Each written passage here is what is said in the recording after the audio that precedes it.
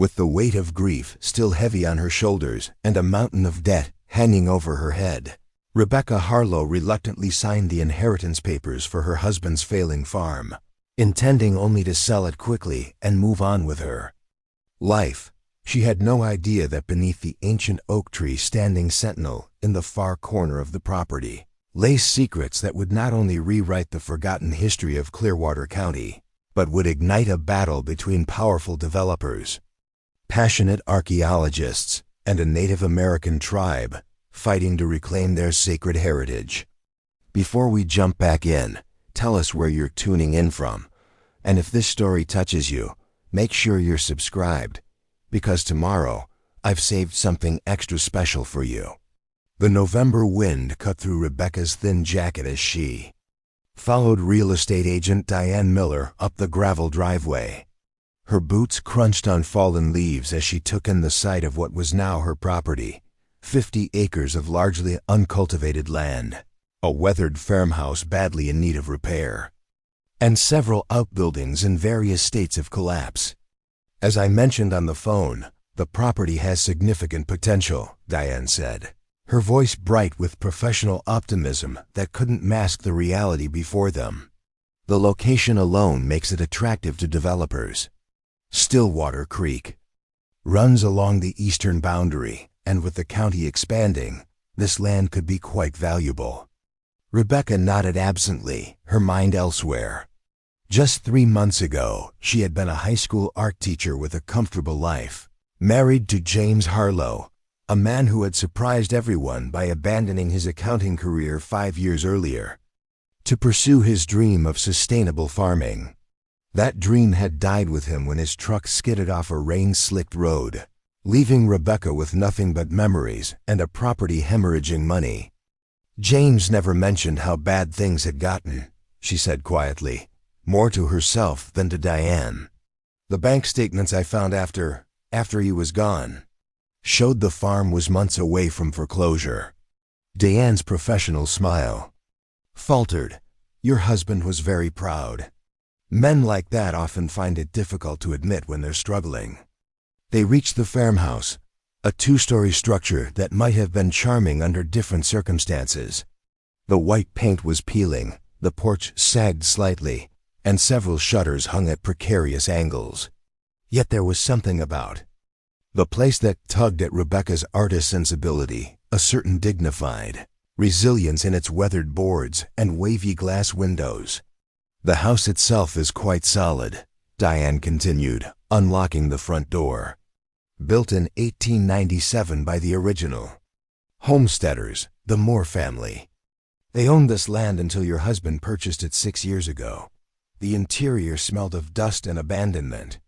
Rebecca had visited the farm only a handful of times during James's passionate farming phase, always making excuses about her teaching schedule.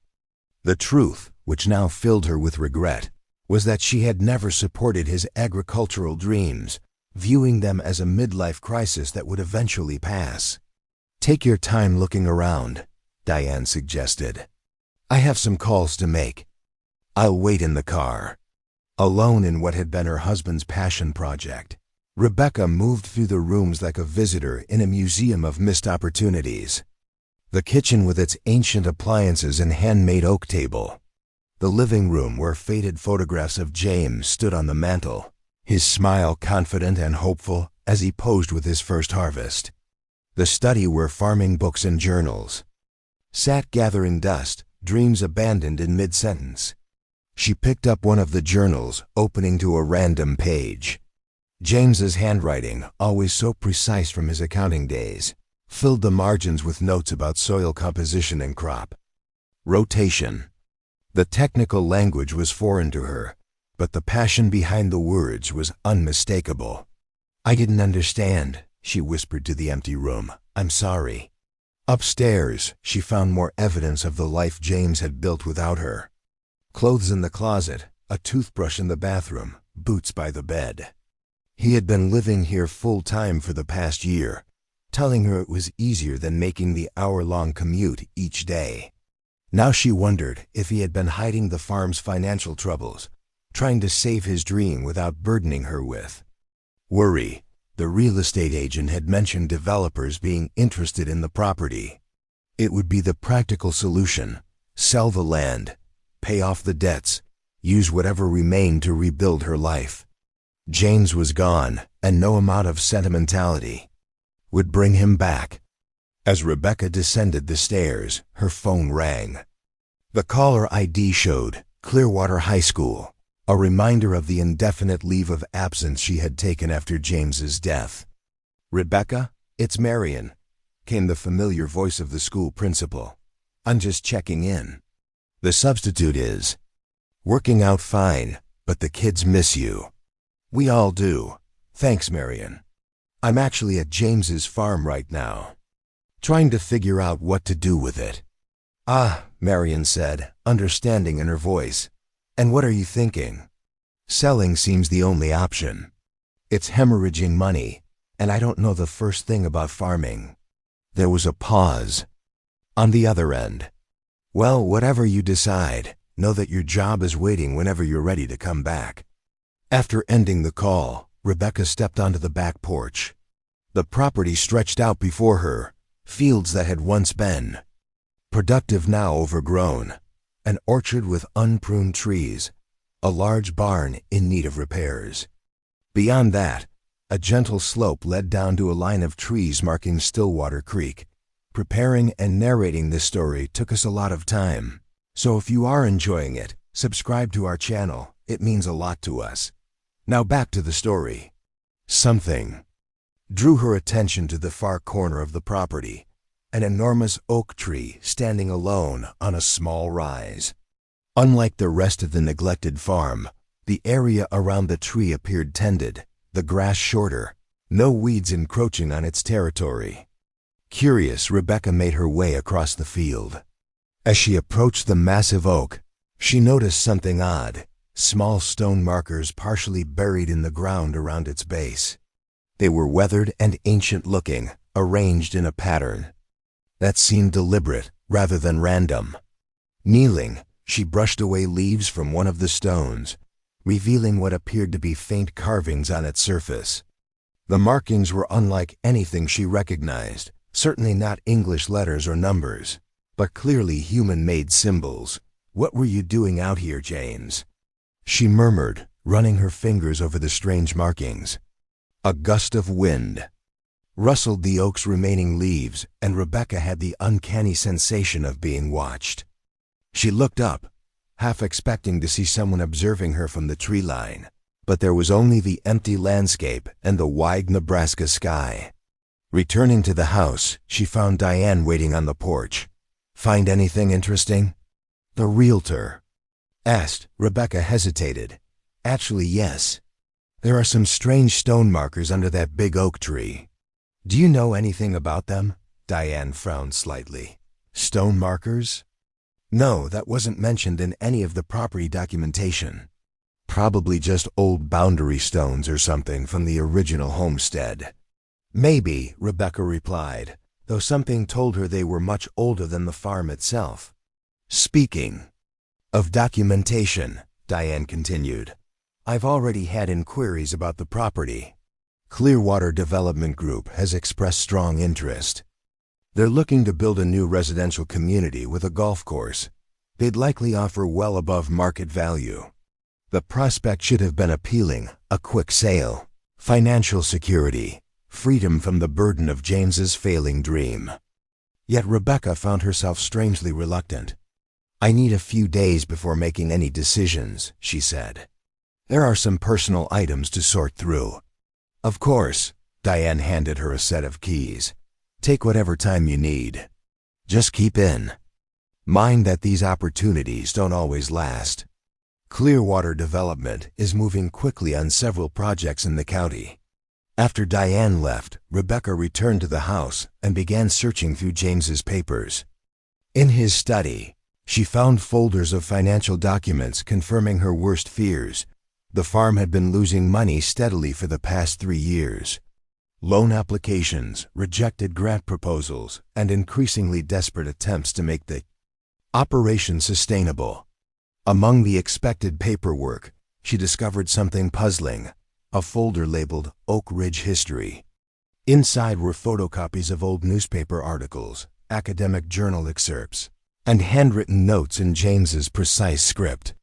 One article from 1967 caught her attention. Construction halted after discovery of Native American artifacts. The piece described how road work near Stillwater Creek had been temporarily suspended when workers uncovered pottery fragments and stone tools, believed to be from the Pawnee tribe. The exact location wasn't specified, but a quote from the county. Historians suggested the entire area might have been a significant settlement hundreds of years earlier. Another clipping, this one from 1978, detailed a dispute between local farmers and a team of archaeologists seeking permission to excavate portions of private land along the creek. The archaeologists claimed the region contained valuable historical artifacts, but their requests were denied by property owners concerned about disruption to their operations. Most intriguing was a handwritten letter dated 1932, apparently a copy James had made from an original source. It was from Thomas Moore, presumably a descendant of the original homesteaders. To the Nebraska Historical Society, I must bring to your attention the curious stone formations on our family property. My grandfather always told us they marked sacred ground and should not be disturbed. Native people occasionally visited the site when he was a boy, though they no longer come.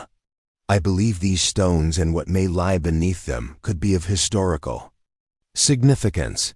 The letter went on to request a professional assessment of the site, but Rebecca could find no record of whether this had ever occurred. As night fell, she continued reading through James's collection, pieces of the puzzle slowly coming together. It appeared that her husband had stumbled upon something significant, potentially an undocumented Native American burial ground or sacred site, and had been quietly researching its history while protecting it from discovery. A final document in the folder made her heart race, a letter from the Pawnee Nation Historical Preservation Office dated just 6 weeks before James's death. It acknowledged receipt of his initial inquiry and expressed interest in sending a representative to examine the site. There was no indication of whether this visit had ever taken place. Rebecca slept fitfully in the guest bedroom, unwilling to use the master where James had spent his final months.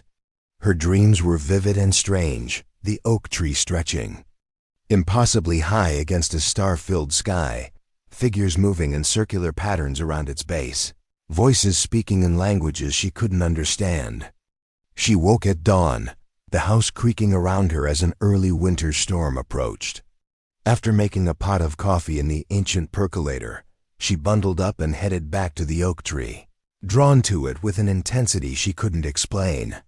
In the pale morning light, the stone markers seemed more deliberate than they had the day before.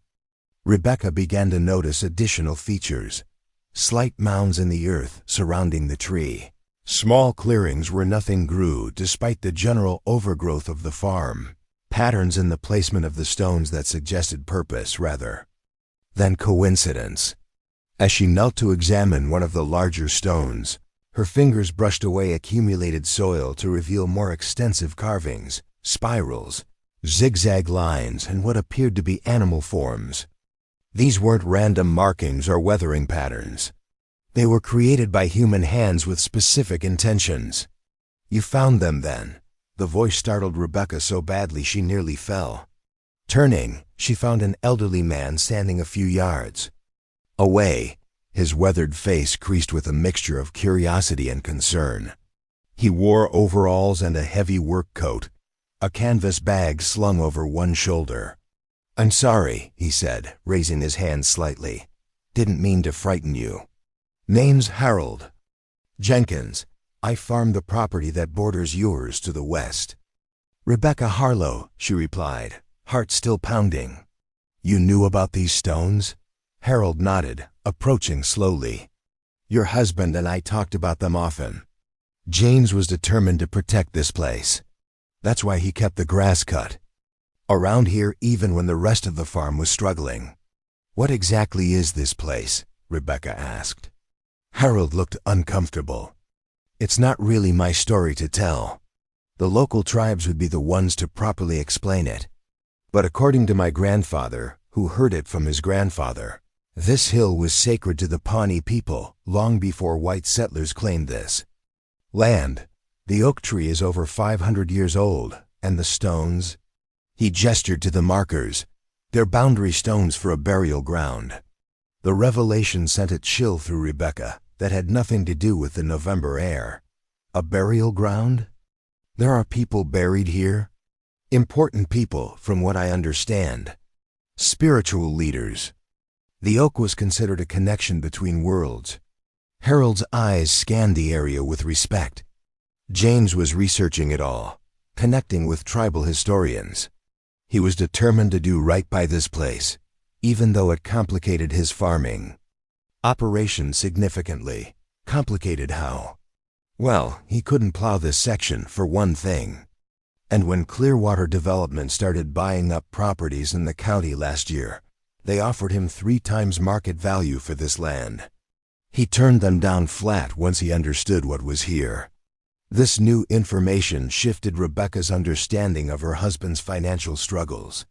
It wasn't just that the farm was failing. He had deliberately rejected a solution that would have solved their money problems because he was protecting this site.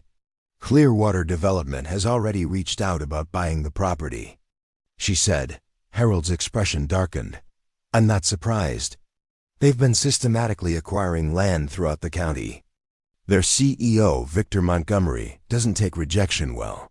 He was furious when James refused to sell. A gust of wind brought the first few raindrops of the approaching storm. Harold glanced at the sky. You should know something else. 2 days before his accident, James called me.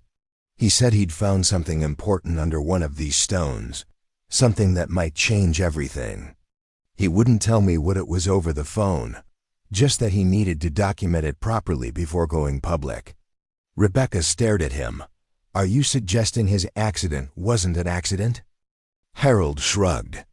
All I know is that James was careful, especially on these roads, and he was excited about whatever he'd found.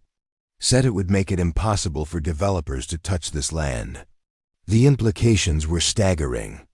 Rebecca looked back at the stone markers, seeing them with new eyes, not just as archaeological curiosities, but as pieces of a puzzle that might have cost her husband his life. I need to see his phone, she said suddenly.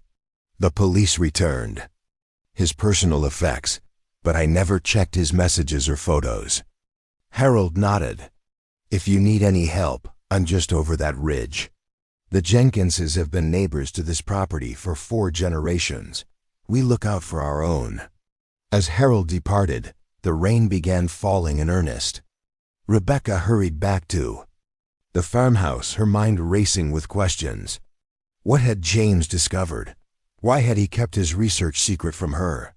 And if his discovery threatened Clearwater Development's plans, could they have been involved in his death? In the study, she found James's phone in a drawer, along with his wallet and keys, personal effects returned by the police after the accident.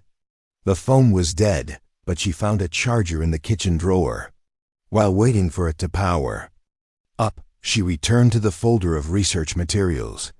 Among the papers was a business card for Dr. Eliza Blackwood, Department of Anthropology and Native American Studies at the University of Nebraska. A handwritten note on the back read, Meeting. Scheduled Tuesday, 3 p.m., with a date just 3 days after James's fatal accident. The phone finally powered on, revealing dozens of missed calls and messages from the weeks after James's death, most from people offering condolences. Rebecca scrolled back to the days before the accident, looking for anything unusual. There it was, a series of photos taken at the oak tree site. Close-ups of one particular stone marker that appeared to have been carefully lifted from its position. Beneath it was what looked like a small cavity in the earth, and inside, wrapped in what appeared to be ancient leather, was an object James had photographed from multiple angles, a stone tablet approximately 8 inches square, covered with intricate carvings. The final photo showed the tablet cleaned of dirt, its surface details clear, symbols similar to those on the standing stones, but more elaborate, organized in precise rows. James had placed a ruler beside it for scale. His last text message was to Dr. Blackwood, found tablet with extensive inscriptions. Appears to match 1750 C. E. Pawnee star chart descriptions in Hastings' collection. Can we move meeting earlier? This changes everything. Her response, this is potentially significant. Don't disturb anything further. Documentation protocol critical. Can meet tomorrow instead. James had never made it to that meeting. Rebecca's hands trembled as she set down the phone. If her husband had indeed discovered a significant Native American artifact, one that could potentially designate the property as a protected historical site, it would explain why he had rejected Clearwater Development's offer. It might also explain why someone would want to prevent him from sharing that discovery. But where was the tablet now? It wasn't among the personal effects returned after the accident. Had James hidden it somewhere on the property? Or had someone else found it first? The storm intensified outside, rain lashing against the windows as thunder rolled across the countryside. Rebecca felt suddenly vulnerable in the isolated farmhouse. If James's accident had been deliberately caused, and if it was connected to his discovery, then whoever was responsible might now see her as a threat as well. She needed to find that tablet. More importantly, she needed allies who understood the significance of what James had discovered. Returning to the phone, she found Dr. Blackwood's number and pressed call. To her relief, the professor answered on the third ring. Dr. Blackwood speaking. My name is Rebecca Harlow. I'm James Harlow's widow. I believe he was scheduled to meet with you about an archaeological discovery on our farm, but he died before that meeting could take place. There was a pause on the other end.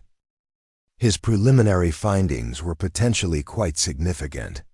I've found his research and photos of what looks like a stone tablet, but the tablet itself is missing, I think. Rebecca hesitated, then continued. I think his discovery might be connected to his death. That's a very serious suggestion, Dr. Blackwood said, her tone cautious but not dismissive. Would it be possible for me to come see the site? Perhaps tomorrow morning? Yes, please. And there's something else you should know. A development company is pressuring me to sell the property. From what I've learned, they made my husband an offer that he refused after finding the burial ground. Clearwater Development, Dr. Blackwood said. Not a question but a statement. You know them? They've been involved in several controversies regarding historical preservation in the past few years. They tend to move very quickly once they acquire property, often before proper archaeological assessments can be conducted. There was the sound of papers shuffling. I can be there by 10 a.m. tomorrow. In the meantime, don't discuss your husband's discovery with anyone else, especially not anyone from Clearwater. After ending the call, Rebecca felt a measure of relief at having found a potential ally. But the farmhouse suddenly seemed too isolated, too vulnerable in the storm. She gathered James's research materials, his phone, and a few personal items, then locked up the house and headed to her car. As she pulled onto the main road, headlights appeared in her rearview mirror, a large vehicle following closer than comfort would dictate on the rain-slicked road. When she turned toward town, it turned as well, maintaining its distance but clearly following her path. Heart pounding, Rebecca tried to stay calm. There was only one main road from the farm to Clearwater, so it was entirely possible this was just another vehicle heading to town. But when she deliberately took a wrong turn down a side street, the vehicle followed. Rebecca accelerated, trying to put distance between herself and the pursuer. The rain made visibility poor, but she knew Clearwater well enough to navigate its streets. She made a series of quick turns, finally pulling into the well-lit parking lot of the sheriff's department. The pursuing vehicle, which she could now see was a black SUV with tinted windows, drove past slowly before disappearing around a corner. Shaken, Rebecca remained in her car for several minutes, waiting to see if the SUV would return. When it didn't, she started the engine again, no longer feeling safe even at the sheriff's office. Instead, she drove to the only place in Clearwater where she was certain she would find safety and support, the home of her closest friend, Maggie Coleman. Maggie, a local veterinarian and Rebecca's friend since college, opened the door immediately. At her knock, concern etched on her face. "Rebecca? What's happened? You're white as a sheet."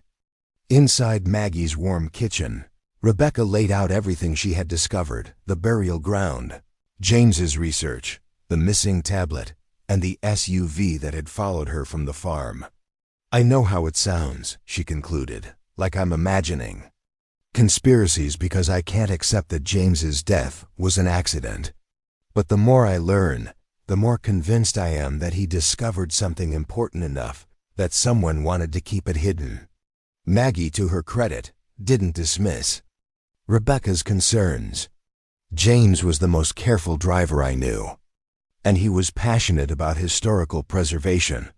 It's one of the reasons he bought that particular property in the first place.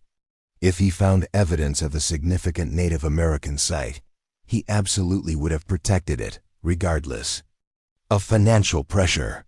"But who would go so far as to cause a fatal accident over an archaeological find?" Rebecca asked. "Money," Maggie said simply. "That farm sits on what's becoming prime real estate as Clearwater expands. Victor Montgomery has invested millions in his development plans. Historical preservation laws could block those plans entirely, costing him millions more." Rebecca remembered the business card in James's files. "I need to call someone else who might be able to help us understand what James found." Nathan Blackwater, Cultural Preservation Officer for the Pawnee Nation, answered his office phone despite the late hour. "Mrs. Harlow," he said after she introduced herself, "your husband contacted our office about a potential discovery on your property. We were deeply saddened to hear of his passing before we could properly investigate his findings." Rebecca explained what she had discovered in James's research and the photos of the tablet. "I believe whatever he found might be significant enough that someone wanted to prevent its documentation. Based on the description and location, your husband's property may contain something our historians have been seeking for generations." Nathan replied, his voice serious. "According to our oral traditions, a sacred council ground existed along Stillwater Creek where important ceremonies were conducted and spiritual leaders were buried. Its exact location was lost during the forced relocations of the 1800s. Could a stone tablet be important enough to kill for? If it's what I suspect from your description, a star chart tablet used in spiritual ceremonies, then yes, it would be considered a significant cultural artifact that would trigger immediate preservation protections for the entire site." "I've arranged for an archaeologist to visit tomorrow morning," Rebecca said. "Would you be willing to join us? I think James would have wanted representatives from the Pawnee Nation involved in documenting whatever he found." "I can be there by noon tomorrow," Nathan confirmed. "In the meantime, be careful, Mrs. Harlow. If someone is willing to go to such lengths to acquire that land, they may not hesitate to act again if they feel threatened." After ending the call, Rebecca turned to find Maggie watching her with a mixture of concern and admiration. "You're really doing this," Maggie said, taking up James's cause. Rebecca considered this. When she had driven to the farm that morning, her only intention had been to prepare the property for a quick sale. Now, less than 24 hours later, she was potentially uncovering a conspiracy connected to her husband's death and a historical discovery that could change the understanding of the region's Native American heritage. "I have to," she replied simply. "If what happened to James wasn't an accident, I need to know. And if what he found is as important as everyone seems to think, it deserves to be protected." Outside, the storm continued to rage, but within Maggie's home, Rebecca felt a growing sense of purpose replacing her earlier fear. Tomorrow she would return to the farm with experts who could help her understand the significance of James's discovery. Together, they would find the missing tablet and ensure that whatever secrets lay beneath the ancient oak tree would finally come to light, regardless of who might wish them to remain buried. As she prepared for bed in Maggie's guest room, Rebecca glanced at her wedding ring, twisting it absently as she had done countless times since James's death. For the first time, she felt a connection to him stronger than grief, a shared purpose that transcended his absence. Whatever tomorrow brought, she would face it with the determination to honor not just his memory, but the cause that had become his final mission. Morning arrived with a clarity that belied the emotional storm within Rebecca. As she stood on Maggie's porch, watching the sun illuminate the rain-washed landscape, she felt a strange duality, grief for the husband she had lost and determination to uncover the truth he had died protecting. The questions that had seemed overwhelming the night before now crystallized into a single purpose. She needed to find that tablet. "You're sure you don't want me to come with you?" Maggie asked, handing her a travel mug of coffee. "I could reschedule my morning appointments." Rebecca shook her head. "Dr. Blackwood will be there soon, and the Pawnee representative is coming at noon. I need to prepare the site for them." "Just be careful," Maggie cautioned. "If someone followed you yesterday—" "I'll keep my phone on and call at the first sign of trouble," Rebecca promised. The drive back to the farm felt different in the morning light. What had seemed like an unwanted inheritance just 24 hours ago now represented something far more significant, a historical site of potentially immense cultural importance, and perhaps the key to understanding her husband's death. As she turned onto the gravel driveway, Rebecca was startled to see a vehicle already parked near the farmhouse, not Dr. Blackwood's, but a sleek black sedan with tinted windows. Standing on the porch was a man in expensive suit, checking his watch impatiently. Rebecca parked some distance away, suddenly wary.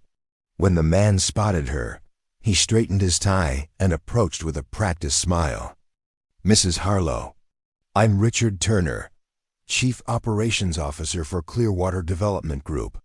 He extended his hand, which Rebecca did not take.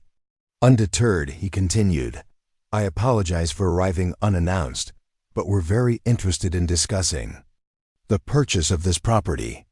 Our CEO, Mr. Montgomery, has authorized me to present a significantly improved offer." "How did you know I would be here this morning?"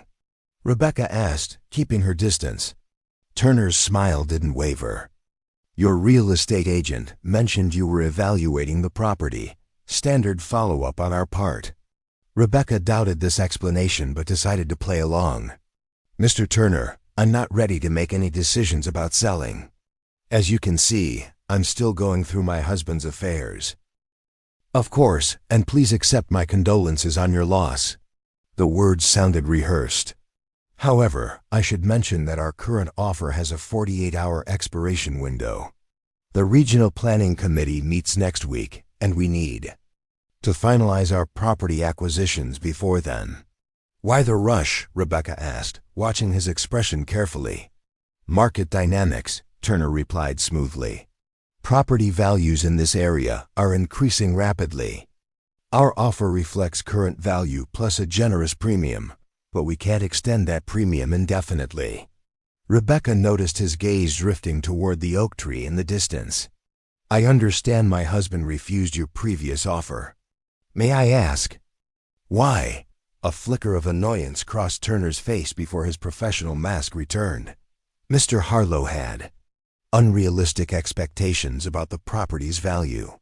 He also expressed concerns about certain areas of the land that, frankly, have no bearing on its market worth. "You mean the Native American burial ground," Rebecca stated flatly. Turner's smile tightened. "Mrs. Harlow, I'm afraid your husband was misinformed. Our environmental and historical assessment teams found no evidence of any significant archaeological features on this property. What appear to be unusual stone formations are simply the result of 19th century farming practices. That's interesting, Rebecca replied, considering I have an archaeologist and a representative from the Pawnee Nation coming today to evaluate the site. This clearly caught Turner off guard. That's an unnecessary expense. Our company has already conducted thorough surveys, which you'd be happy to share, I'm sure. Those are proprietary documents, but I can assure you they were comprehensive. Turner reached into his jacket and produced a business card and an envelope. My direct number is on the card. The envelope contains our offer, significantly above market value.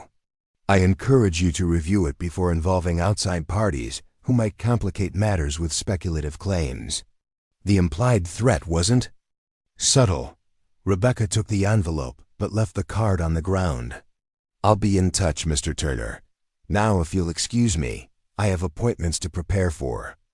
Turner hesitated, clearly wanting to press his case further, but something in Rebecca's demeanor must have told him it would be counterproductive. With a curt nod, he returned to his car. As he drove away, Rebecca released the breath she'd been holding. Turner's unexpected appearance confirmed her suspicions. Clearwater Development was monitoring the property and was desperate to acquire it before its historical significance could be officially documented. Inside the farmhouse, she found James's work gloves and a small trowel in a kitchen drawer. Whatever had happened to the tablet, the burial site itself needed protection. She would mark it clearly for Dr. Blackwood and Nathan Blackwater to examine. At the oak tree, Rebecca began carefully clearing debris from around the stone markers, making them more visible without disturbing their placement. As she worked, she noticed something she had missed before: small pieces of colored cloth tied to the lowest branches of the oak tree. They were weathered and faded, nearly the same color as the bark, but clearly placed there intentionally. Prayer cloths. Rebecca had taught enough Native American history in her art classes to recognize them. This site hadn't been abandoned or forgotten. It had been visited, honored, and maintained, perhaps secretly, over generations. You're beginning to understand, the voice startled her. Turning, Rebecca found an older woman standing at the edge of the clearing. She wore jeans and a practical jacket, her silver-streaked black hair pulled back in a braid. Her features suggested Native American heritage, and her eyes held a depth of knowledge that immediately commanded respect. I'm sorry, Rebecca said, standing. I didn't hear you approach. I'm Dr. Eliza Blackwood, the woman said, extending her hand. And you must be Rebecca Harlow. You're earlier than I expected, Rebecca replied, shaking her hand. After your call, I did some additional research that made me think time might be of the essence. Dr. Blackwood surveyed the site with practiced eyes. Your husband contacted me about 3 weeks ago. He was very careful in his description, mentioned unusual stone formations and possible cultural artifacts. It wasn't until he sent photos of the specific arrangement pattern that I realized what he might have found. Which is what exactly? Dr. Blackwood knelt beside one of the larger stones. If I'm correct, this is a ceremonial council ground of the Pawnee Nation, specifically of the Skeety Band, who were known for their sophisticated astronomical knowledge. The pattern of these stones corresponds to star alignments significant in their spiritual practices. And the tablet James found? Potentially a star chart used in ceremonies, Dr. Blackwood replied. The Pawnee had a complex understanding of celestial movements that influenced everything from planting times to religious ceremonies. A preserved tablet with astronomical notations would be of immense historical and cultural significance. Significant enough that someone would want to prevent its discovery? Rebecca asked. Dr. Blackwood met her gaze directly. If this site is what I believe it is, federal and state laws would immediately protect it from any development. That would be extremely problematic for companies like Clearwater that have invested millions in expansion plans for this area. Rebecca described Turner's visit and his claim that Clearwater had already surveyed the property and found nothing of historical significance. A common tactic, Dr. Blackwood said, shaking her head. Conduct a superficial survey deliberately. Avoid areas likely to contain artifacts, then claim due diligence has been performed. By the time a proper archaeological assessment can be organized, bulldozers have already destroyed the evidence. One of their representatives was here when I arrived this morning, Rebecca said. They're offering well above market value, but the offer expires in 48 hours. Another standard pressure tactic, Dr. Blackwood nodded. They're racing against the clock of discovery. Together, they examined the site more thoroughly. Dr. Blackwood took measurements and photographs, occasionally consulting reference materials on her tablet. She confirmed Rebecca's discovery of the prayer cloths, noting their significance. These indicate the site has remained spiritually active, she explained. Even after the Pawnee were forcibly relocated, members of the tribe likely returned, secretly to maintain their connection to this sacred ground. Could James have reburied the tablet somewhere else for safekeeping? Rebecca asked as they widened their search area. He was very protective of this site. It's possible. Did he have any secure places where he kept important items? Rebecca thought for a moment. There's a floor safe in his study. I found financial documents there, but I didn't see any key or combination for another safe. They returned to the farmhouse where Rebecca showed Dr. Blackwood James's research materials. The archaeologist examined everything carefully, making notes and occasionally nodding to herself. Your husband was thorough, she commented. He approached this discovery with respect and proper methodology.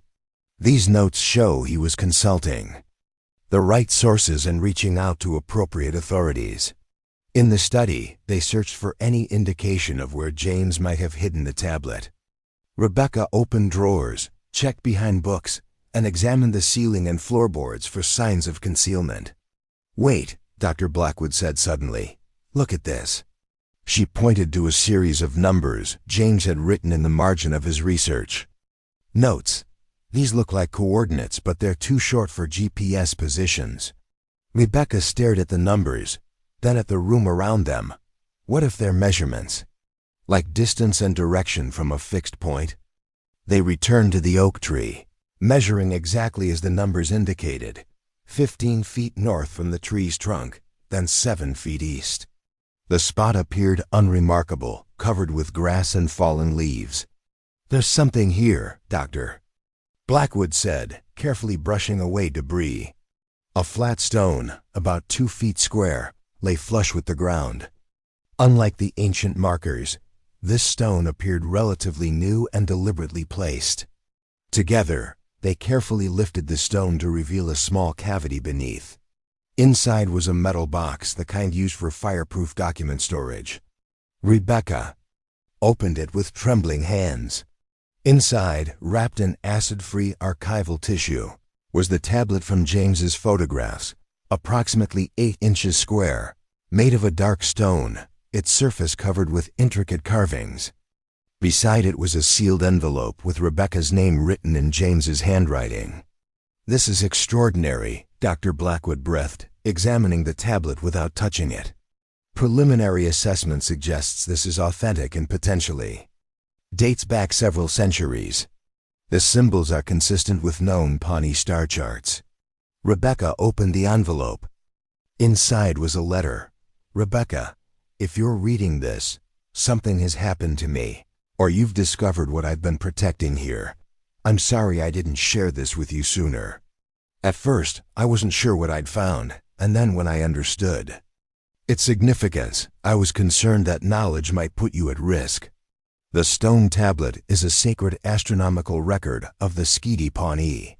According to the experts I've consulted, it records specific celestial events and may be one of the only surviving examples of its kind. More importantly, its presence confirms this site as a ceremonial ground and burial place that deserves protection. Clearwater Development has been pressuring landowners throughout the county to sell. When I refused, their representatives became increasingly aggressive. Last week, I found evidence that someone had been examining the stone markers when I wasn't present. I've documented everything and reached out to both academic experts and tribal representatives. If anything happens to me, please ensure this tablet and this site are properly protected. It's not just about preserving history, it's about respecting the sacred trust we inherited when we became caretakers of this land. I know you never understood why this farm meant so much to me. Perhaps now you will. Some connections to the land transcend ownership. They become a responsibility to past and future generations. All my love, James. Rebecca folded the letter with tears in her eyes. James had known he was in danger. He had taken precautions to protect both the discovery and her. Yet somehow it hadn't been enough. Your husband understood the significance of what he found, Dr. Blackwood said gently. This tablet and this site represent a direct connection to indigenous knowledge that colonial forces tried to erase. Its protection would have been worth fighting for. The sound of an approaching vehicle drew their attention. A pickup truck was coming up the driveway, followed by the black sedan Rebecca had seen earlier. Turner had returned, and he wasn't alone. "That's Nathan Blackwater," Dr. Blackwood said, recognizing the driver of the pickup. "And it appears your developer friend has brought reinforcements." They carefully returned the tablet to its protective box. "We need to document everything properly," Dr. Blackwood said. "Once the site is officially recorded with the State Historical Preservation Office and the tribal authorities, it will have legal protection." As they approached the vehicles, Rebecca could see the tension in the body language of both parties. Nathan Blackwater, a dignified man in his 50s wearing a jacket with the Pawnee Nation emblem, stood with his arms crossed, clearly in a confrontation with Turner and another man in expensive suit. "Mrs. Harlow," Turner called as she approached. "I see you've already involved outside parties. This is unfortunate timing. Allow me to introduce Victor Montgomery, CEO of Clearwater Development Group." Montgomery was tall and imposing, with silver hair and the confident bearing of someone accustomed to getting his way. His smile didn't reach his eyes as he extended his hand. "Mrs. Harlow, a pleasure. I understand Richard has presented our offer. I wanted to personally express our interest in your property." Rebecca ignored the outstretched hand. "Mr. Montgomery, this is Dr. Eliza Blackwood from the University of Nebraska, and Nathan Blackwater, Cultural Preservation Officer for the Pawnee Nation. They're here to document a significant archaeological and cultural site on this property." Montgomery's smile tightened. "Yes, Richard mentioned you had some concerns about potential historical features. I assure you our surveys found nothing that would meet the threshold for protection under preservation statutes." "Perhaps your surveys weren't looking in the right places," Dr. Blackwood replied evenly. "Or perhaps they weren't designed to find anything that might interfere with your development plans." Nathan Blackwater stepped forward. "Mrs. Harlow, on behalf of the Pawnee Nation, I want to thank you for contacting us. Based on the information your husband provided and our preliminary assessment, we believe this site may be the Lost Council, ground of our ancestors, a place of immense spiritual and cultural significance." Montgomery's facade of pleasantness was beginning to crack. "While I respect indigenous cultural claims, they must be substantiated through proper channels. Unverified assertions can't halt legitimate development projects that will bring economic benefits to the entire community." "We have more than assertions," Rebecca said. She held up the metal box. "We have artifacts. Specifically, a ceremonial tablet that confirms this site's significance." The change in Montgomery's expression was subtle but unmistakable, a flash of alarm quickly masked by practiced control. Any artifacts would need to be authenticated by qualified experts, a process that can take months or years. "Which is why we've already contacted the State Historical Preservation Office," Dr. Blackwood stated. "Their representative will be here this afternoon to begin the official documentation process." This was news to Rebecca, but she maintained, A neutral expression, grateful for Dr. Blackwood's foresight. Montgomery exchanged a glance with Turner. "Mrs. Harlow, perhaps we could speak privately. This situation has become unnecessarily adversarial. I'm confident we can find a solution that addresses everyone's concerns." "There's nothing to discuss," Rebecca replied firmly. "This site will be properly documented and protected according to federal and state laws. Your development plans will need to accommodate that reality." Montgomery's pleasant mask slipped entirely. "You should consider your position carefully. Your husband's farm is heavily mortgaged. The bank could foreclose at any time. Our offer provides financial security that archaeological speculation cannot." "Are you threatening me, Mr. Montgomery?" Rebecca asked, her voice steady despite her racing heart. "Not at all. Merely pointing out economic realities." Montgomery straightened his tie. "We'll be in touch after you've had time to reconsider. The offer remains open for 48 hours. As Montgomery and Turner returned to their car, Nathan approached Rebecca. "Your husband contacted our office about a month ago. He sent photographs of the stone markers and described finding evidence of a ceremonial ground. We were in the process of arranging a site visit when we received news of his death." "It wasn't an accident," Rebecca said with sudden certainty. "James found this tablet, documented it, and reached out to the right authorities. Someone wanted to prevent that documentation from being completed." "A serious accusation," Nathan replied, "but not an implausible one, given what's at stake. This land holds tremendous spiritual significance for our people. If it is indeed the council ground described in our oral histories, it would be one of the most important Pawnee sites ever rediscovered." Dr. Blackwood carefully opened the metal box, allowing Nathan to see the tablet without touching it. His expression became reverent. "This is genuine," he said after studying it. "The symbols match our traditional star knowledge. This tablet would have been used by spiritual leaders to track celestial movements and determine the timing of sacred ceremonies. Can you help us protect it?" Rebecca asked. "The Pawnee Nation will file for immediate protection under the Native American Graves Protection and Repatriation Act. Once the state archaeological team documents the site, it will qualify for inclusion in the National Register of Historic Places." Nathan met Rebecca's gaze. "But legal proceedings take time, and powerful interests like Clearwater development have ways of creating delays. So what do we do in the meantime?" "We stand our ground," Nathan replied simply. "My people have been protecting sacred sites against those who would destroy them for over 200 years. We've learned persistence." As they walked back to the oak tree, Rebecca felt a growing sense of purpose. The farm that had once seemed like a burden, James's failed dream, now represented something far more significant, a direct connection to the history that had been deliberately obscured and nearly forgotten. "Your husband understood the importance of this place," Nathan said as they stood beneath the ancient oak. "He recognized that being a landowner also meant being a caretaker. That's a wisdom many have forgotten." Rebecca thought of James's letter. Some connections to the land transcend ownership. They become a responsibility to past and future generations. In protecting this site, he had been honoring something deeper than property rights. He had recognized a sacred trust. As the afternoon sun filtered through the oak's branches, casting dappled light across the stone markers, Rebecca made her decision. This farm, this sacred ground, would not become another casualty of development.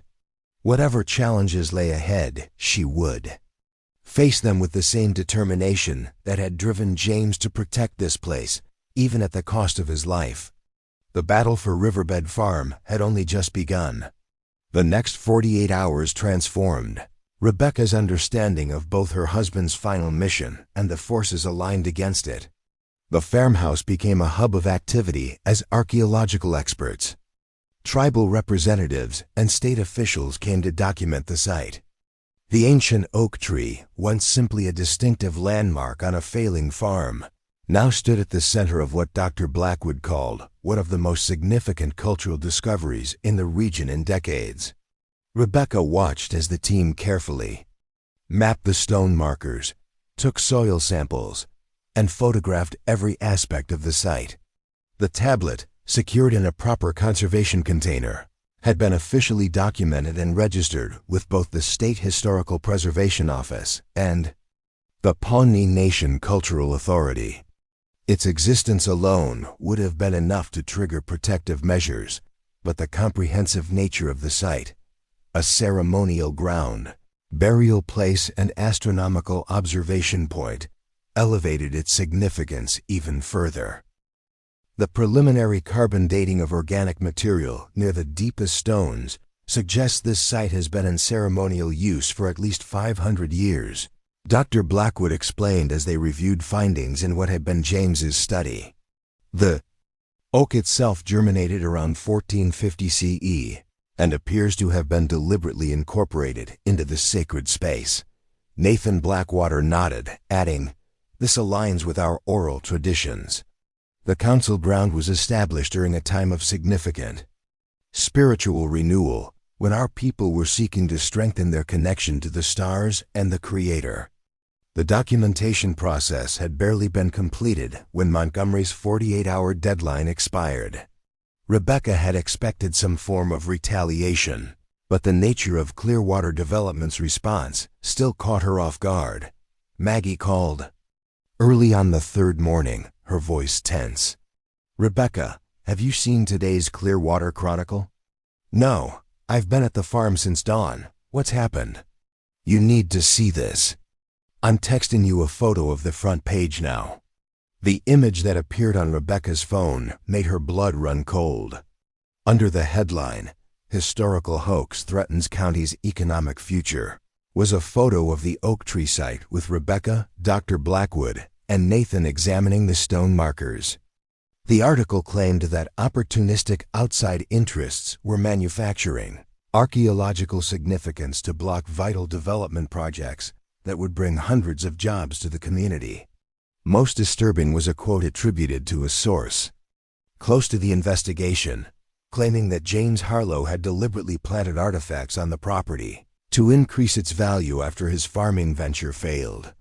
"They're calling James a fraud," Rebecca said, her voice shaking with anger. "They're claiming he fabricated the entire discovery." "It gets worse," Maggie replied. The article mentions that the county commissioners have called an emergency meeting this afternoon to discuss revising the Historical Preservation Ordinance. They're trying to change the rules before your site can be officially protected. Nathan and Dr. Blackwood arrived at the farmhouse just as Rebecca ended the call, both carrying copies of the newspaper. "Classic intimidation tactics," Dr. Blackwood said, tossing the paper onto the kitchen table. "When they can't buy you off, they attempt to discredit both the discovery and the people documenting it. They're also pursuing political channels." Nathan added grimly, "I've just received word that Clearwater Development has filed a formal challenge to our protection claim, alleging insufficient evidence and procedural irregularities." Rebecca stared at the newspaper, at the photo of herself standing proudly by the ancient oak that James had died protecting. In just a few days, she had gone from being a grieving widow seeking to sell an unwanted property to a public enemy, supposedly threatening the county's economic future. "What do we do now?" she asked. "We fight on multiple fronts," Nathan replied. "Legal, political, and public opinion. Clearwater Development has resources, but they also have vulnerabilities. Their entire business model depends on moving quickly, acquiring properties before their value increases, and developing them before opposition can organize. They're also counting on the community prioritizing potential economic benefits over historical preservation," Dr. Blackwood added. "We need to change that narrative." The county commissioners' meeting that afternoon became the first battleground. The small chamber was packed beyond capacity, with people spilling into the hallway. Rebecca immediately noticed the divide. On one side, Clearwater Development employees and supporters, wearing "Progress for Clearwater" buttons. On the other, a smaller but passionate group, including members of the Pawnee Nation, university researchers, and environmental activists. Victor Montgomery sat in the front row, perfectly at ease, occasionally turning to shake hands with supporters. When he spotted Rebecca entering with Nathan and Dr. Blackwood, his expression remained pleasant, but his eyes hardened. The meeting began with a proposal from Commissioner Wilson, whom Rebecca recognized as a former business partner of Montgomery's.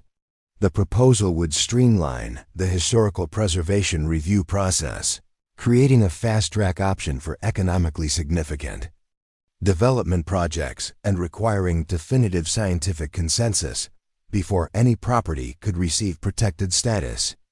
These common-sense reforms will prevent frivolous historical claims from delaying progress, while still protecting genuinely significant sites, Wilson explained, his rehearsed speech clearly designed to sound reasonable. When the floor opened for public comments, Montgomery was the first to speak. His presentation was polished and compelling, full of promises about job creation, increased tax revenue, and community amenities. He spoke of Clearwater's bright future being held hostage by dubious historical claims and outside agitators with no stake in the community's economic welfare. Several business owners followed, all echoing support for the proposed changes and expressing concern about excessive regulations hampering growth. The momentum seemed entirely on Clearwater Development's side until Nathan Blackwater approached the podium. "My ancestors lived on this land for thousands of years before it was called Clearwater County," he began, his dignified presence commanding attention. They observed the stars from the council ground that Mr. Montgomery wishes to bulldoze for luxury condominiums.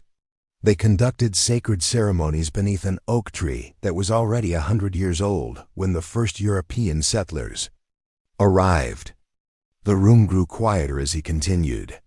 "The Pawnee people have survived forced relocation, cultural suppression, and the theft of our lands. We have watched sacred sites paved over for parking lots and burial grounds desecrated for shopping centers. Each time, we were told it was in the name of progress." Nathan looked directly at Montgomery. Progress for whom? Not for the people whose history is erased. Not for the community whose cultural heritage is sacrificed for short-term profit. What Mr. Montgomery calls a frivolous historical claim is actually one of the most significant Native American cultural sites discovered in this region in decades. Dr. Blackwood spoke next, presenting the preliminary scientific findings in clear, accessible terms. She explained the carbon dating results, the astronomical alignment of the stone markers, and the significance of the tablet, all documented through rigorous archaeological methods. "This is not a matter of opinion or interpretation," she concluded. "The evidence meets every established scientific standard for historical significance. Changing the preservation ordinance to circumvent this evidence would be an act of cultural vandalism." When Rebecca's turn came, she approached the podium with knees trembling but voice steady. She had prepared notes but set them aside, deciding instead to speak directly from her heart. "My name is Rebecca Harlow. 3 months ago, I lost my husband in what I believed was a tragic accident. A week ago, I intended to sell his failing farm as quickly as possible and move on with my life." She paused, meeting the eyes of various commissioners. "Instead, I discovered that James had found something extraordinary, a direct connection to the history of this land before it was called America." Rebecca held up the front page of that morning's newspaper. "This article suggests my husband fabricated archaeological evidence to increase property values. Those who knew James understand how absurd that claim is. He was a man who left a successful accounting career because he believed in sustainable farming and responsible stewardship of the land." Her voice grew stronger as she continued. "What this community faces isn't a choice between progress and preservation. It's a choice about what kind of progress we value. Do we measure success only in property values and tax revenue? Or do we Recognize that our connection to history, all of our history, including the indigenous peoples who were here first, enriches us in ways that can't be entered on a balance sheet. Rebecca pointed toward Montgomery. Clearwater development offers jobs and economic growth. Those are important. But they come at the cost of erasing a sacred site that has stood for 500 years.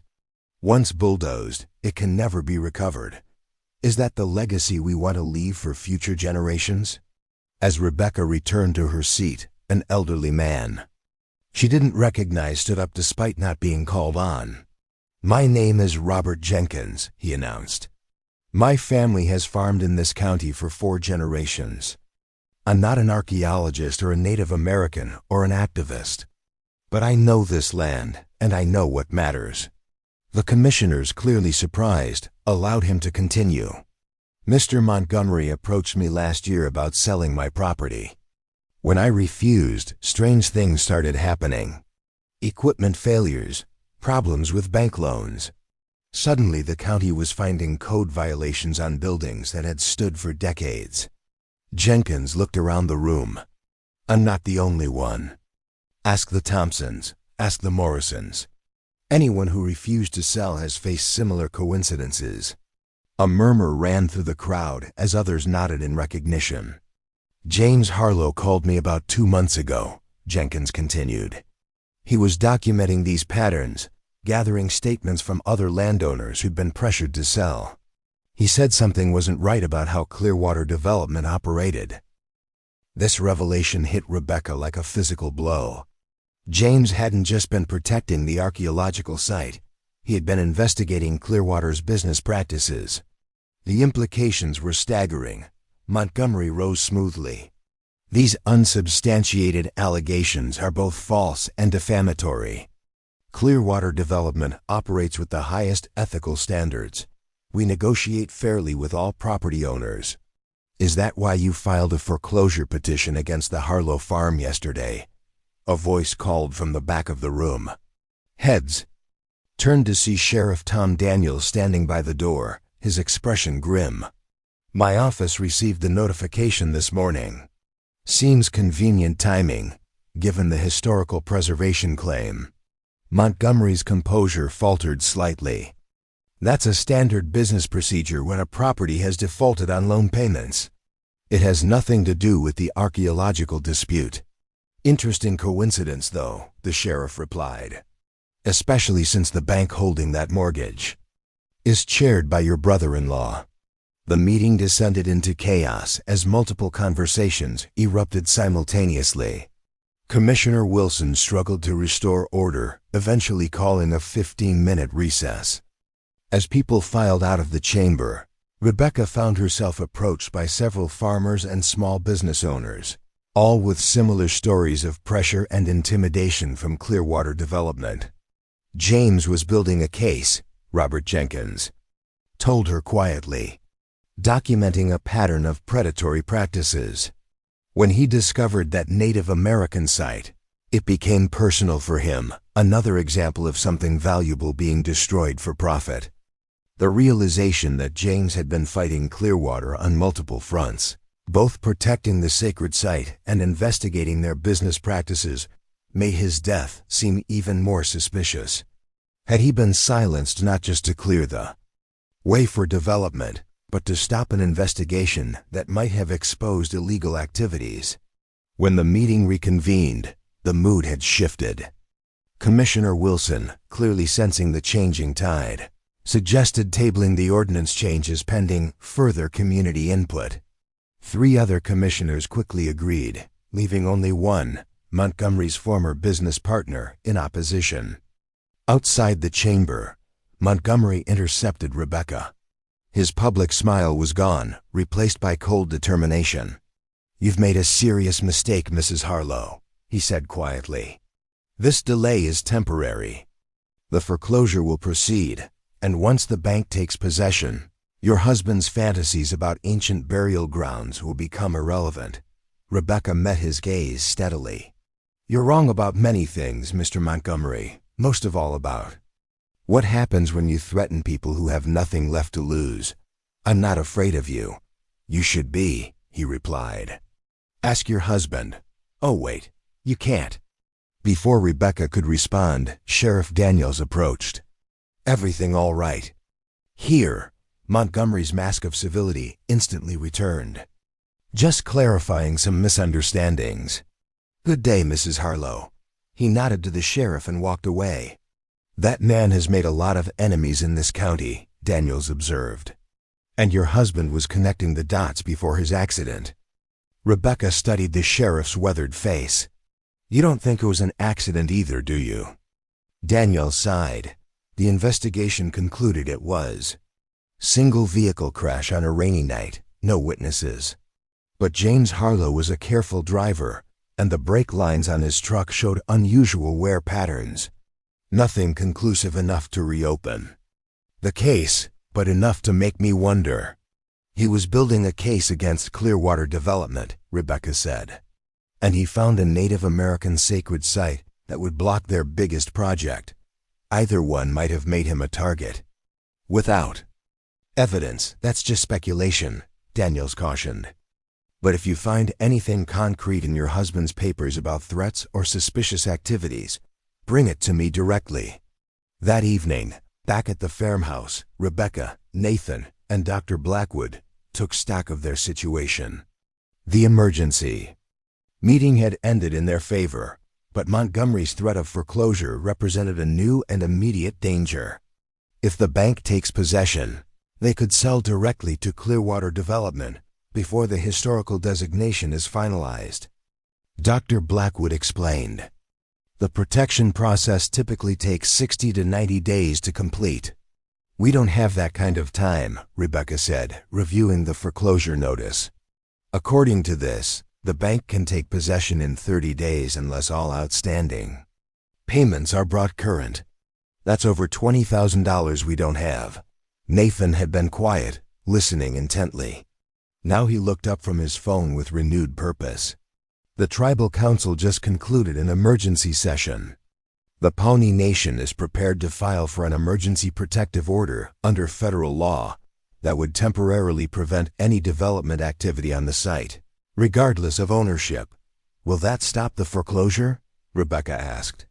"No, but it buys us time to pursue other options. And I have an idea about that as well." Nathan leaned forward. "What if we don't fight the development entirely, but instead negotiate for the preservation of the sacred site?" "You mean compromise with Montgomery?" Rebecca asked skeptically. "Not with Montgomery. Around him." Nathan's eyes held a strategic gleam. Clearwater Development isn't a single entity.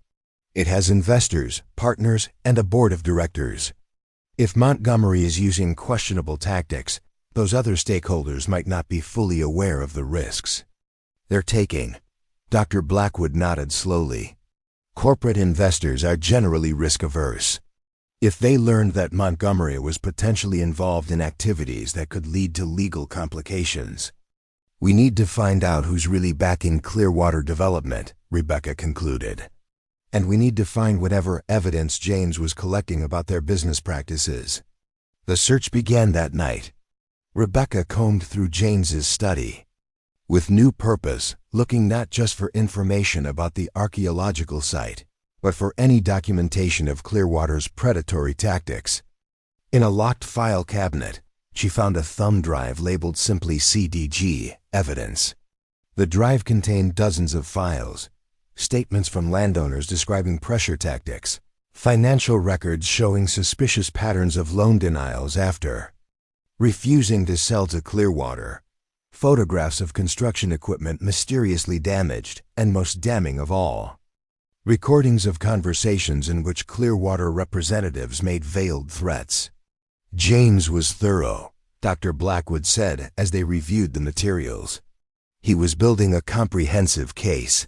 But who was he building it for? Rebecca wondered. The answer came in the final folder on the drive, correspondence with the state attorney general's office. James had been in contact with a special prosecutor investigating corporate land fraud. His final email, sent just days before his death, mentioned significant new evidence, and requested an in-person meeting. "This changes everything," Nathan said quietly. "Your husband wasn't just protecting a sacred site. He was working with law enforcement to expose criminal activity." Rebecca felt a complex mixture of emotions: pride in James's courage, grief at his loss, and renewed determination to complete what he had started. "We need to get this evidence to the authorities immediately. And we need to protect ourselves," Dr. Blackwood added.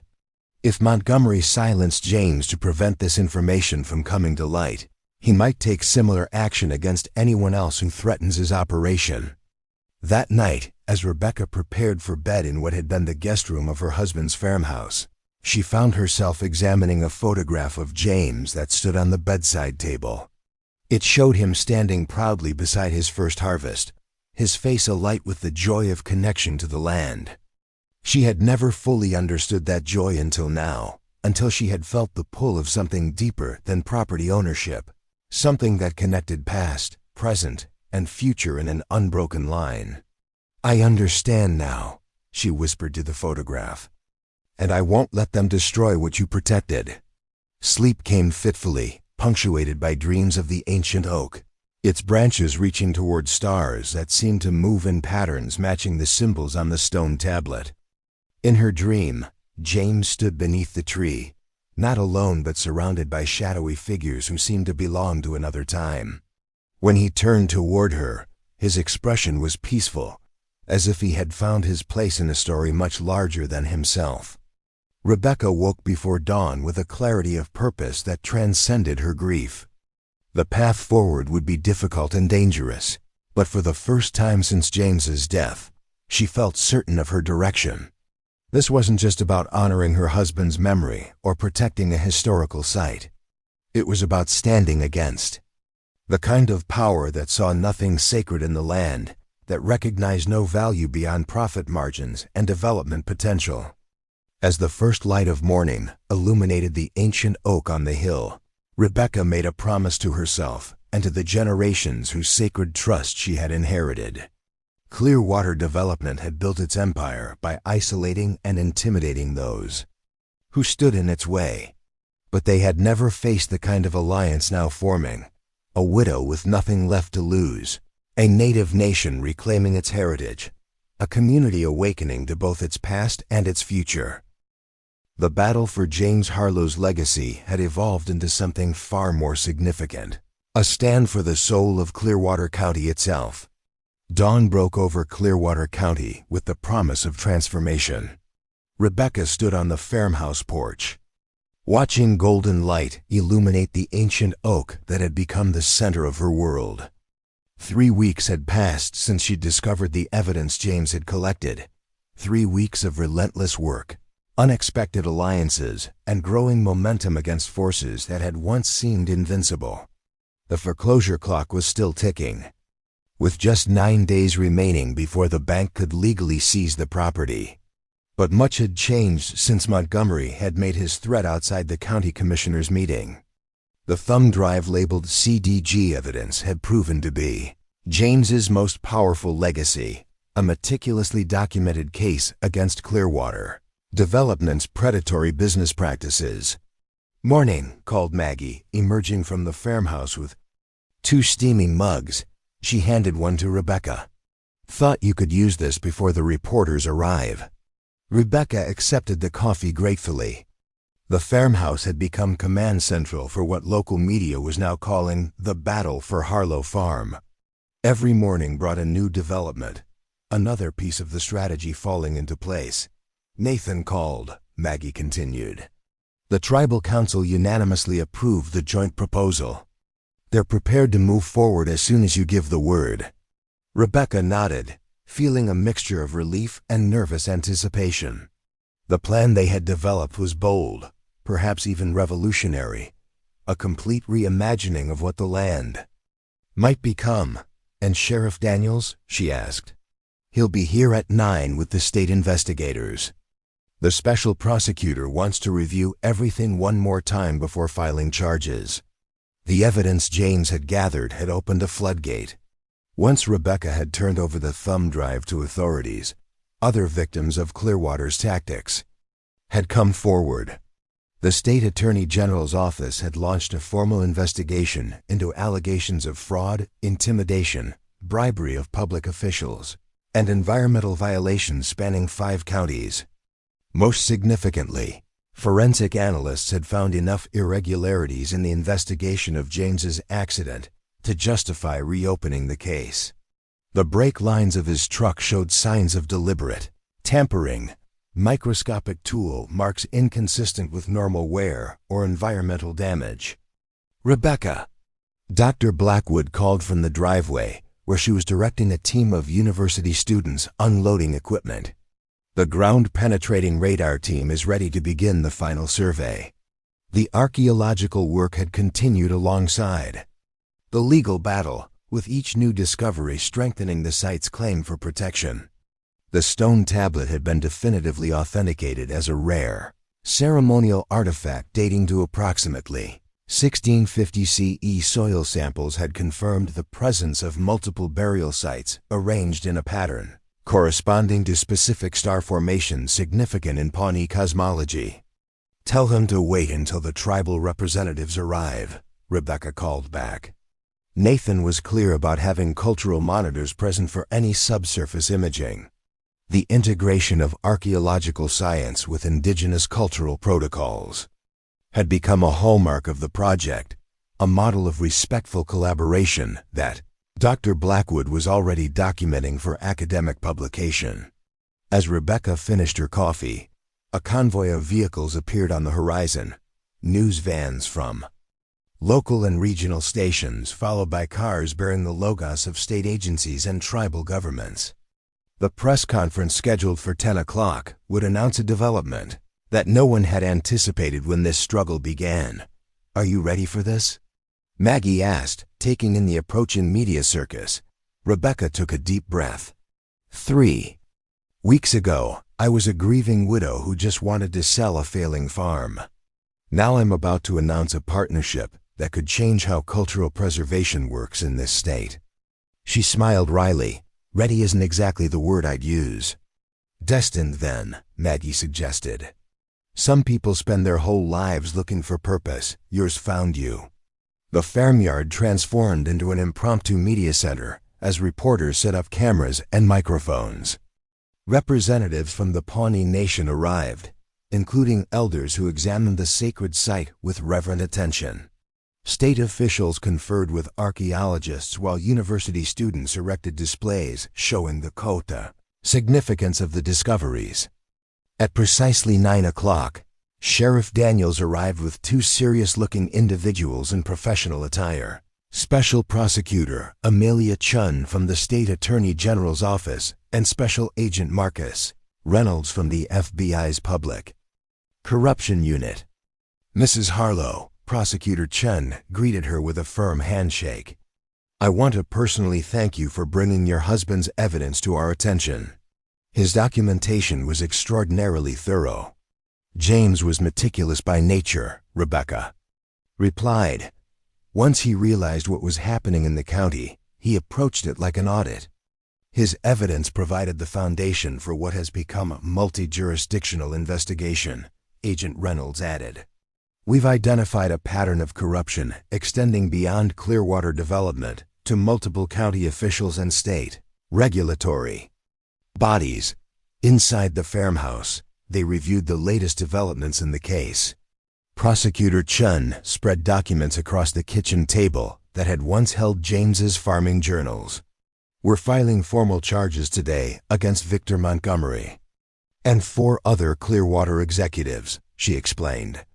"Wire fraud, racketeering, conspiracy, witness intimidation, and in light of the new evidence regarding your husband's vehicle, possible homicide charges pending further investigation."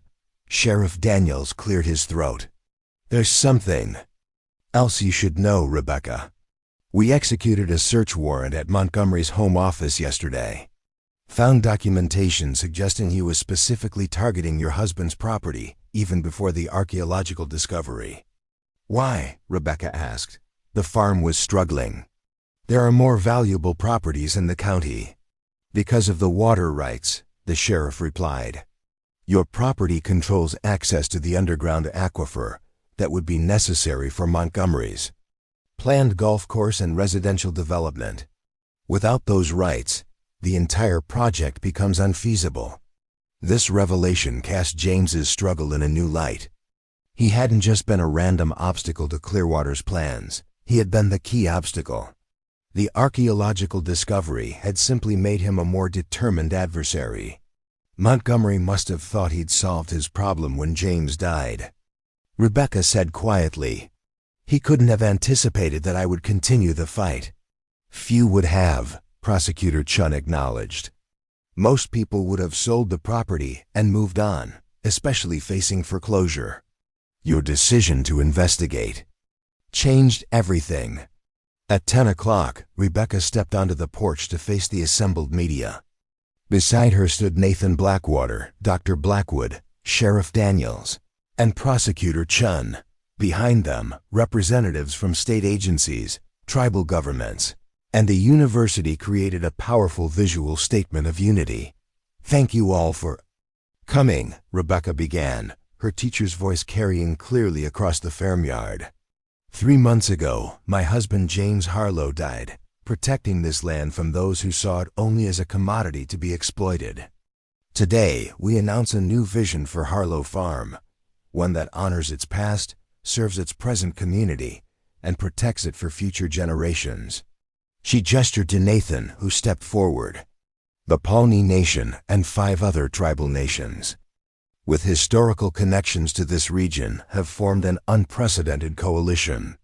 Together with Mrs. Harlow, the State Historical Society, and Clearwater County Conservation Trust, we are establishing the First Nations Cultural Heritage Center and Sustainable Agriculture Institute on this property.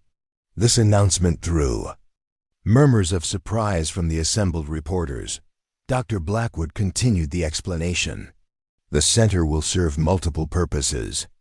First, it will protect and interpret the sacred council ground and burial site, allowing for both indigenous ceremonial use and educational programming. Second, it will demonstrate sustainable farming practices that honor both traditional indigenous agricultural knowledge and modern ecological science. Third, it will provide economic opportunities through educational tourism, research facilities, and agricultural training programs. Rebecca returned to the microphone. The most innovative aspect of this partnership is its legal structure.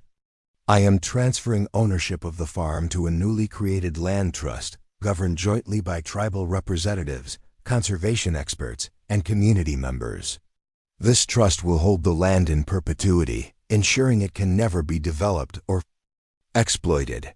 A reporter raised her hand. How does this affect the foreclosure proceedings initiated by First State Bank? Rebecca smiled. I'm pleased to announce that the foreclosure has been withdrawn. Once the bank's leadership understood the legal implications of attempting to seize property that contains documented American burial sites, they proved remarkably willing to negotiate an alternative solution. This diplomatic answer obscured the more complex reality. When bank officials had learned they were potentially implicated in Montgomery's corrupt practices, they had scrambled to distance themselves from Clearwater development. Faced with potential legal action under federal laws protecting Native American cultural sites, they had accepted a settlement that allowed them to exit the situation without admitting wrongdoing. Another reporter called out, "What about the criminal charges against Clearwater Development? Do you believe they were responsible for your husband's death?" Prosecutor Chun stepped forward. As announced this morning, Victor Montgomery and 4 other Clearwater executives have been indicted on multiple felony counts including fraud, racketeering, and corruption. The investigation into James Harlow's death has been reopened based on new forensic evidence suggesting his vehicle was deliberately tampered with. We cannot comment further on ongoing investigations. The press conference continued for another 30 minutes, with questions focusing on the archaeological significance of the site, the unprecedented nature of the tribal coalition, and the future of the Heritage Center. Throughout, Rebecca maintained a quiet dignity that contrasted sharply with the turmoil of the past weeks. As the formal presentation concluded and reporters broke into smaller groups for follow-up interviews, Rebecca found herself approached by an elderly Pawnee woman who had been observing from beneath the ancient oak. "You have honored your husband's spirit," the woman said simply. "He found his way to this sacred place for a reason. Now you have found yours." The woman pressed something into Rebecca's palm, a small smooth stone with natural markings resembling a star. "From the creek that runs through this land. Our people have gathered such stones for centuries as reminders of our connection to the stars above and the earth below." Before Rebecca could respond, the woman had moved away to join the tribal elders examining the stone markers. The simple interaction, away from cameras and microphones, felt more significant than all the formal announcements of the morning. By mid-afternoon, most of the media had departed, leaving only the core team to continue their work. Rebecca sat beneath the ancient oak, watching as archaeologists and tribal representatives carefully documented the site, using both scientific instruments and traditional knowledge. Sheriff Daniels joined her, lowering himself onto the grass with a grunt that spoke of decades of police work. "Thought you'd want to know. Montgomery surrendered to state authorities an hour ago." His attorney issued a statement denying all charges. Of course, Rebecca replied. "Did they find Richard Turner?" "Not yet. He's disappeared, emptied his accounts and abandoned his house. That pretty much confirms he was involved in the illegal activities." Rebecca had suspected Turner was more deeply implicated than his role as Montgomery's representative suggested. His aggressive pursuit of the property and his knowledge of James's discovery had always seemed suspicious. "We'll find him," Daniels assured her. "Men like that always make mistakes when they run. Too used to power and privilege to be good at hiding." As the sheriff departed, Dr. Blackwood approached with Nathan and several tribal elders. "We've completed the preliminary survey," she reported. "The results confirm our initial assessment. This is one of the most intact ceremonial sites documented in the region. The combination of the stone markers, the burial locations, and the tablet create an exceptional historical record. And now it's protected forever," Rebecca said, feeling a profound sense of completion. "Thanks to you," Nathan replied. "Most people would have seen only an old oak tree and some unusual rocks. You saw what your husband saw, something worth fighting for." That evening, after the last researchers had departed and the farmhouse fell silent, Rebecca walked alone to the sacred site. The setting sun cast long shadows across the grass, making the stone markers seem to reach toward the ancient oak like fingers stretching across time. She sat with her back against the massive trunk, feeling the rough bark press into her shoulders. From this vantage point, she could see the entire farm, the fields that would soon demonstrate sustainable agricultural practices, the barn that would become a research center, the house that would serve as an educational facility. All of it saved because James had recognized something sacred in this land and had been willing to defend it. All of it transformed because she had chosen to continue what he began, despite having every logical reason to walk away.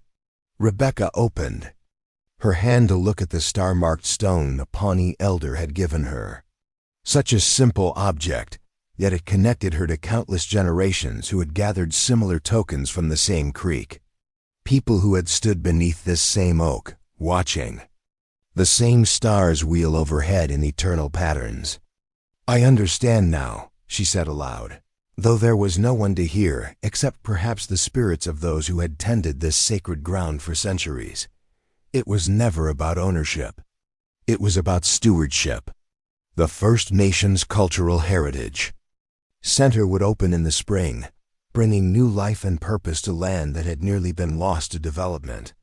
The Sustainable Agriculture Program would plant its first crops where James had once struggled alone to make the farm viable, Researchers would study the astronomical alignments of the stone markers, preserving ancient knowledge for future generations. And Rebecca would find her own place in this continuing story, not as a grieving widow defining herself by loss, but as a woman who had discovered her own connection to something larger than herself. She had already accepted a position as educational director for the center, developing programs that would bring school children and community members to learn about both indigenous history and sustainable relationships with the land. The criminal case against Montgomery and his associates would continue through the courts, likely for years. The reopened investigation into James's death might eventually bring justice for his murder, though Rebecca had come to understand that justice took many forms. The protection of what he had died defending was perhaps the most meaningful justice of all. As darkness fell and the first stars appeared overhead, Rebecca felt a profound sense of peace settle over her. The grief of James's loss would never entirely disappear, but it had been transformed into something generative, a catalyst for change that would benefit generations to come. She thought of the tablet, now safely preserved yet still connected to this place through memory and meaning. The ancient Pawnee had recorded their understanding of the stars as a guide for those who would follow. James had documented Montgomery's crimes as evidence for those who would continue his fight. Each had created a record that transcended their individual lives, becoming part of a larger story. Rising from her place beneath the oak, Rebecca took one last look at the farm that had become so much more than property. Tomorrow would bring new challenges, the detailed planning for the Heritage Center, continued coordination with tribal partners, the ongoing legal battles. But tonight, under stars that had witnessed centuries of human struggle and resilience, she could appreciate how far they had already come. The widow who had reluctantly signed inheritance papers for a failing farm had discovered something far more valuable than land or buildings. She had found a purpose that connected her to both past and future, a community of allies who shared her vision and the strength within herself to stand against seemingly insurmountable odds. As Rebecca walked back toward the farmhouse, she felt James's presence not as a ghost haunting these acres, but as a part of the land itself, integrated into the story of this place as surely as the ancient peoples who had first recognized its sacred nature. His love for this farm had never been about crop yields or profit margins. It had been about connection to something enduring. Now that connection would continue through the Heritage Center, through the Sustainable Agriculture Program, through the protection of the sacred site. Most importantly, it would continue through the people who would come here to learn, to remember, and to imagine new possibilities for relating to the land and to each other. The lights of the farmhouse glowed welcomingly as Rebecca approached. No longer a symbol of failure and loss, it had become a beacon of hope, not just for her, but for an entire community rediscovering its relationship with history and with the land itself. Tomorrow, Rebecca would begin drafting educational programs that would bring the site's significance to life for visitors. She would work with tribal elders to ensure that indigenous perspectives remained central to the Heritage Center's mission. She would continue cooperating with investigators building their case against those who had treated the land and its people as expendable resources. But tonight, she would simply be present with the knowledge that sometimes the most valuable inheritances are not those we expect. Sometimes they arrive disguised as burdens, as problems to be solved, as painful reminders of what we've lost. It is only when we engage with them fully, with courage, with openness, with persistence, that they reveal their true nature as gifts that can transform not just our own lives, but the world around us. Inside the farmhouse that had once represented James's failed dream, Rebecca looked at the simple stone with its star-like marking. She placed it on the windowsill where it caught the last light of day, a small but perfect symbol of all that had been saved, all that had been discovered, and all that remained to be created on this land where history and future were being rewoven into a single unbroken thread. The ancient oak stood sentinel outside, its sprawling branches embracing the sacred ground as it had for 5 centuries, bearing witness to the enduring power of those who recognize what is truly worth protecting in this world. And beneath its sheltering limbs, the spirits of those who had come before, from the original Pawnee spiritual leaders to James Harlow himself, continued their eternal dance with the stars, their legacy now secured for generations yet unborn. In finding her place within this continuing story, Rebecca had discovered the most profound truth of all. Some inheritances are not measured in acres or dollars, but in purpose, in connection, and in the courage to stand for something that will outlast our brief moment on this earth. Up next, you've got 2 more standout stories right on your screen. If this one hit the mark, you won't want to pass these up. Just click and check them out. And don't forget to subscribe and turn on the notification bell so you don't miss any upload from us.